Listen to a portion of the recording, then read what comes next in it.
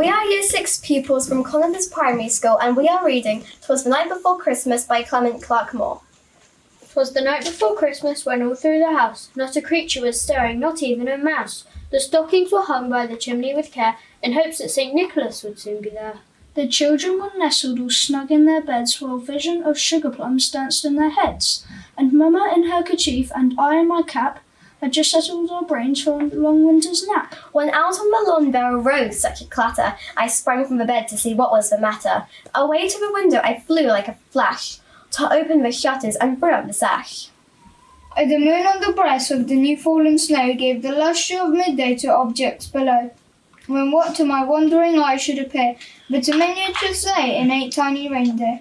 With a little old driver so lively and quick, I knew in a moment it must be St. Nick. More rapid than eagles his coursers they came, and he whistled and shouted and called them by name. Now Dasher, now Dancer, now Prancer and Vixen, on Comet, on Cupid, on Donner and Blitzen, to the top of the porch, to the top of the wall, now dash away all. As dry leaves that before the wild hurricane fly, when they meet with an obstacle, mount to the sky. So up to the housetop the coursers they flew, with the sleigh full of toys and St. Nicholas too. And then in a twinkling I heard on the roof the prancing and pawing of each little hoof.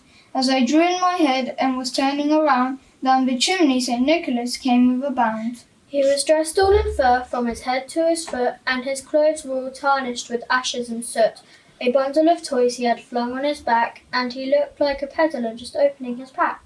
His eyes how they twinkled, his dimples how merry, his cheeks were like roses, his nose like a cherry. His droll little mouth was drawn up like a bow, and the beard of his chin as white as the snow. The stump of a pipe he held tight in his teeth, and the smoke it encircled his head like a wreath. He had a broad face and a round little belly, that shook when he laughed like a bowl full of jelly. He was chubby and plump, a right jolly old elf, and I laughed when I saw him in spite of myself. A wink of his eye and a twist of his head soon gave me to know I had nothing to dread. He spoke not a word, but went straight to his work, and filled all the stockings, and then turned with a jerk, and laying his finger aside of his nose, and giving a nod, up the chimney he rose. He sprang to his sleigh, to his team gave a whistle, and away they all flew like the down of a thistle. But I heard him exclaim, he drove out of sight, Happy Christmas to all, and to all a good night.